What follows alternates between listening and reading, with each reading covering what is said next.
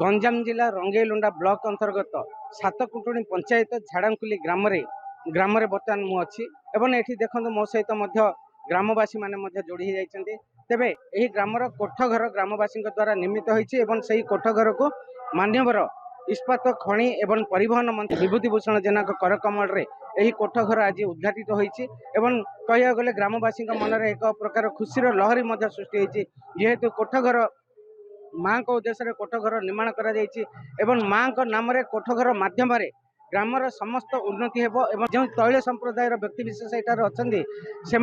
समस्त प्रकार उन्नति कोठघर माध्यम ही हेबो एवं माँ को नाम ही हेबो। ग्रामवासी मान रही आमर भाई को मध्य जो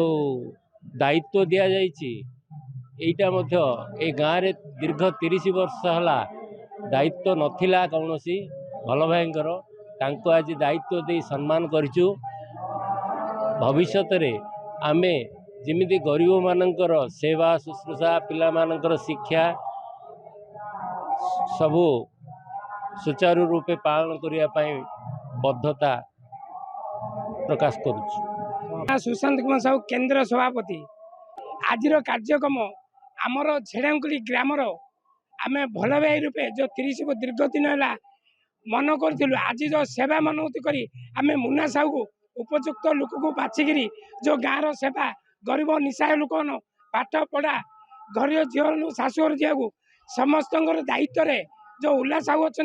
गाँव बड़ मुखिया मैंने अच्छा सहयोग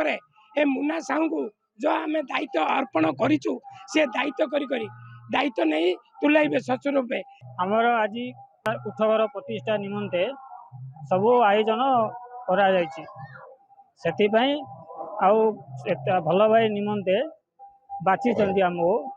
से गाँव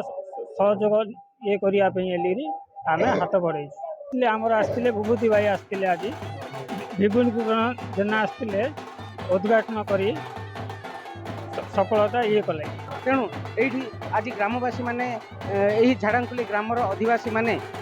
भल भाई भूमिका जड़े व्यक्ति को मुखिया रूपे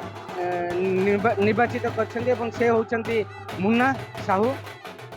जे कि हाथ में ग्रामर उन्नति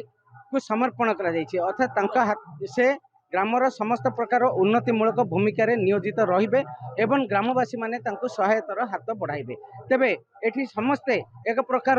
संकल्पबद्ध होइछंती जे केवल जाति भाईंकर उन्नति नुह ग्रामवासी उन्नति जाति भाईंकर उन्नति एथि सहित समाजर उन्नति मध्य से सहयोगर हाथ बढ़ाइबे बोली संकल्पबद्ध होइछंती। तेबे एही भली भाईचारार भाव उत्पन्न होगा सहित सेमानक मनरे मध्य एही भली भावना मान जागृत हेले निश्चय समाजर अनेक मंगल साधित हेबो। गंजाम जिला रंगेलुंडा ब्लॉक झाड़ांकुली कुमार विश्वाल रिपोर्ट खबर ओडिशा।